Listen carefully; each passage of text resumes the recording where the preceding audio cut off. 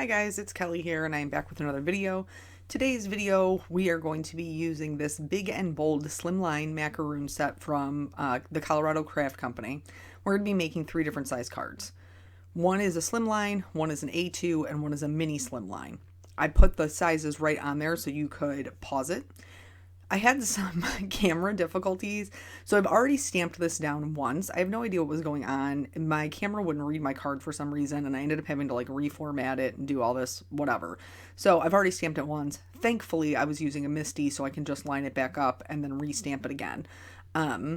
So as far as the card size goes, I decided that I wanted to show that even though this is a big and bold set that is made for a slimline style card, that you could totally use it to make any size card. And so I just picked the 3 that I know are kind of most popular right now. A2 is typically what I go with, which is 4 1/4 by 5 1/2. And I have made a few Slimline, which is 3 1/2 by 8 1/2. And then this is my first mini Slimline. So welcome to that. Which is typically either 3 by 6 or 3 1/4 by 6 1/4. Mine is a 3 by 6. And then so because the set has 2 extra macaroons that are included in the set, that's how I'm able to kind of stretch it to do a bunch of different sizes. But even if it didn't have them, you could definitely only partially stamp your stack and still make that work. Either by letting your design go off the edge, which I frequently do, and I'm going to do in this card, or by doing a little bit of simple masking, just so that you only had maybe 3 of the macaroons. Or you could do 4. 4 would fit too on an A2 size. Or maybe you're a person who likes to do bigger cards, like a 5 by 7, then that would also work. Here, I'm doing a little bit of masking in order to make my own stack with the extra 2 macaroons. I abhor this card. Why? Why do I? Because of the way that I placed this front cookie. I was thinking I would do it kind of propped up on the stack, but it doesn't end up looking like that. Maybe it does to you. You tell me. I don't think it does, and I don't like it because of it. I just don't think it's good composition. But I had already stamped it, and so I'm using it, and then it'll just be what it'll be because that is. Here I'm using a little trick by cutting my mask in half so I didn't have to create another one. It's really just kind of, not wanting to take the time. If you're going to do this, just make sure you double check that all of the areas you need to be masked are masked off. And in my case, they were. I needed the bottom for the top macaroon and the top for the bottom macaroon. And then I just peeled those off. So we're going to go through and do the coloring. This particular one, I thought it would be fun to do in multiple colors. I had seen where someone did rainbow. They did them in watercolor. I wonder if I could find the link to her blog because it was really amazing. I'll have to look and see. If you're watching on YouTube, I'll try to put it below. Her watercoloring was out of this world. All of the fillings, you could seriously do them whatever color you want. If you've ever eaten macaroons, a lot of times they match. I just chose to go with white because I had so many other colors going on. You're going to think I colored them gray, and that's totally fine because there's nothing else to compare it to, and so they're going to look like they have dirty gray filling. But by the time we finish adding all of our bright colors, it really will look like it's white, so just hang tight with me. Trust in the process. For the filling, I'm coloring like I normally do. I'm not creating any texture. I'm just coloring them in smooth because I want to create the texture on the actual cookie part where you can very clearly see it's drawn in here. So I'm going to go in, and yes, I'm starting with my darkest marker first. I know, aren't you proud of me? I'm starting with my darkest marker first because I want to be able to put as many layers of color over it as I can. So what I did was I just drew a thin line of where I wanted my darkest colors to be. And then you can see I'm doing a series of dots to add in the shading. This is a technique called stippling. I actually learned this in art class when I was in 8th grade.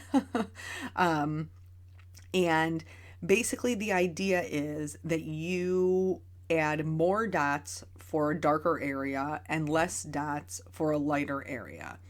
Now, I am doing something similar, but because I'm using 3 different colors, I am I'm basically just filling it all in with dots. But because Copics are transparent and you can layer the colors, it's super important to make sure that you go over each area with your subsequent lightest color, because this will put down darker color on top of itself and then also remove color from some of the darker areas, creating a lot of texture. I'm going to do the same thing for the part that's kind of like smushed out that you always see in macaroons, which is typically lighter. Another thing to note when you're doing the coloring of them, you can do it one of two ways. You can either fill it in smooth first and then add your dots on top of it to kind of blend them out, or you can start by doing your dots and then just fill the whole thing in with dots. If you choose to fill it in smooth first, which is totally fine, just make sure you're going back over it with each of the subsequent colors so that you can really create that texture. Sometimes when you're doing it, not so much with the markers, I didn't find it was a little bit much, but you'll see later on we're going to use the white gel pen to add some more texture, and that one does seem like it takes a long time, probably just because it's not putting down as much ink as a marker does. So with that said, I'm going to color a couple colors here. I will show you the color combinations for the ones that I don't show you here. And then we're going to color some of the other colors, like a neutral. I wanted to show you a neutral. And then, yeah, that's it. So on to story time. Let's talk about story time. If you watched my Instagram, you know a couple of days ago that Eric and I had a day. Let me tell you how this day started. The day started with Eric, okay, getting up at 2 p.m. or 2 a.m. to do Miss Caitlin's feeding. He gets up, he feeds her. While he is feeding her, she poops. And no, that's a lie. While he's feeding her, she pees. So he gets up, puts her on the changing table, is changing her diaper, and with no warning whatsoever, while he is throwing away the diaper. Now, mind you, we have a diaper genie, and it is right next to the changing table. So this took approximately 2 seconds for him to put the diaper in the diaper genie. While he is doing that, she poops on the changing table, straight up on the changing table, with nothing underneath her, by the way. So now he has to clean her up. He has to clean up the changing table. So he gets that. He gets her back situated. She's all cleaned up, and then he has her on his chest, kind of rocking and patting her back to sleep. And while she is doing that, she straight vomits down the front of him. So now he has to change his clothes. Okay. Then he puts her back to bed. He goes back to bed. I get up at 6 to do her next feeding. And then when I got up at 6 with her, she would not go back to sleep. She screamed at me for like 45 minutes. And then when I finally got her to go back to sleep, I had to wake up Peanut to go to school. So I go upstairs, I wake him up. I go back downstairs and tend to Caitlin. Then I have to go back upstairs because he's still not up. So I have to go back up and wake him up again, get him downstairs. Oh, wait. Yeah, no, I went back downstairs. I had to make him breakfast. Then at 8:30, Eric gets back up again. Thank God. I took Nathan, not Eric. I took Nathan to school. Eric does her next change and feeding at 9 o'clock. Then I took over from there. We did some mat time. We did some tummy time. And then Eric had to go take my dad to pick up his snowblower. There was an issue with his wheel. Eric took him to drop off the snowblower on Friday. It was ready to be picked up on Monday, so he had to go do it. So now I'm solo. While he is gone, basically the minute that he leaves, I am walking, shushing, bouncing, whatever I can do to shush my crying child, who is now screaming at me again. Then Eric comes back home, finally, thank God, because I am completely overwhelmed with the screaming, crying, everything that is happening to me. So she finally falls asleep. I went upstairs to try to work on a card background. While I was up there, she woke up again. We do the walking, shushing, crying, bouncing, the whole deal all over again. Then, while, like, after Eric comes home, he shushes her, walks her, bounces her, the whole thing that I'm doing, except apparently he does something different because she finally settles down. Or maybe she was just exhausted by that point. Who knows? So at some point, I get to go upstairs and work on a card because my husband loves me and he's fantastic. So that is what I do for a very short, limited period of time. Because then he tells me that our pool cover has just blown off in the 50-degree windstorm that we're having. And it has fallen into our pool. So now I'm back on parent duty. He's got to go outside, in which it was a high of 28 degrees, mind you, because we live in Ohio. So he goes back out there, freezing. I mean, working in things that are wet while it's freezing is miserable. Everybody knows that. So she's relatively good during that short period of time that well, it wasn't really short. It was probably like 2 hours, and she was good for the whole 2 hours. So thank God for that. Eric comes back into the house. He's like, I gotta go work on a card while he's washing his hands. Like, he walks in the door to the sink, washing his hands. I gotta go work on a card. I'm good. And as he's standing there washing his hands, he literally watches the cover blow back off of the pool on the one side. So now he has to go back out there, and he's just absolutely murderous. Like, I cannot blame him because I would be livid too. So he goes back out there. I load her up into the car because I have to go get Peanut from school. So I'm thinking maybe she'll fall asleep in the car because she has not been napping, really, except for this 2-hour period, like, is not interested in the nap. And we know that's the problem. We know she's overtired, but do you know how difficult it is to convince a child to go to the sleeps? It's impossible. I told Eric, I was like, it is a cruel, cruel joke that you spend 50% of your time trying to convince somebody else to go to sleep while you're exhausted. And that's really sums up parenthood for like the first 3 years. Yeah, that's about it. So anyway, as you saw here, I added the highlights with the white gel pen. And that really just kind of brings out the texture. Here, I'm going to do the shadows underneath them just to give them some ground to sit on. Again, I don't need to just talk your ear off about it, but I really don't like this card. So even I have cards that I don't like, and you push through them and see what you can do. And even after the camera turned off, I tried to go back in and fix the shadow, and I still didn't like it. So, hey, 2 out of 3 ain't bad, like Meatloaf said. So now I go get Peanut from school. She does fall asleep in the car for a very little bit. Then this is the part that was not on Instagram because I had already posted my funny little post. We came back home.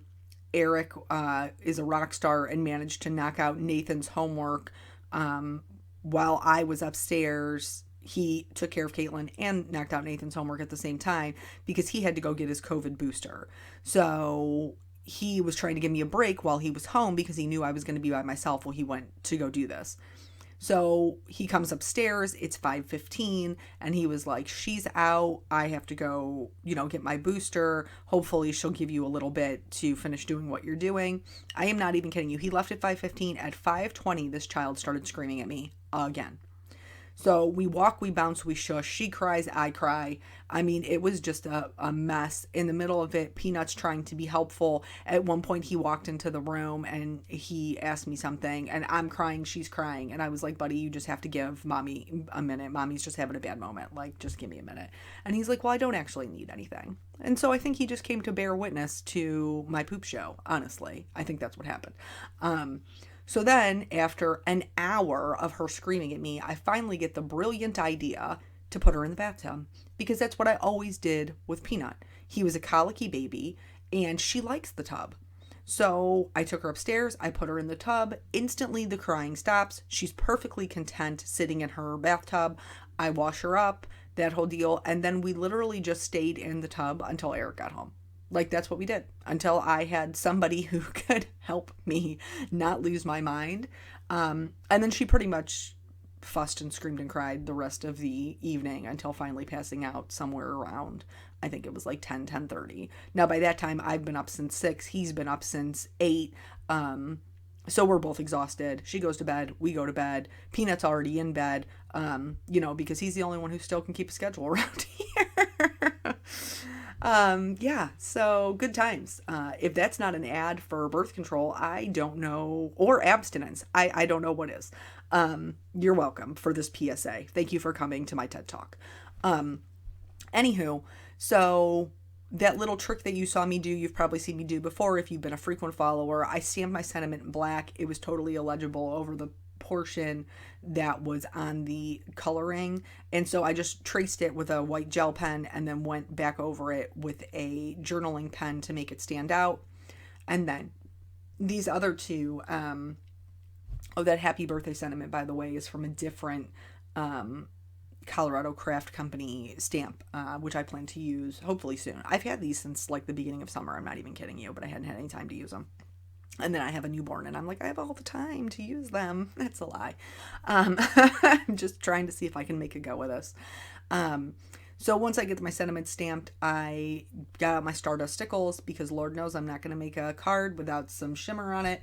And so I did them just in a series of dots right over the white dots that I did, not exactly over it, but in that same area, just to add some shine and again a little more texture you can feel on the card.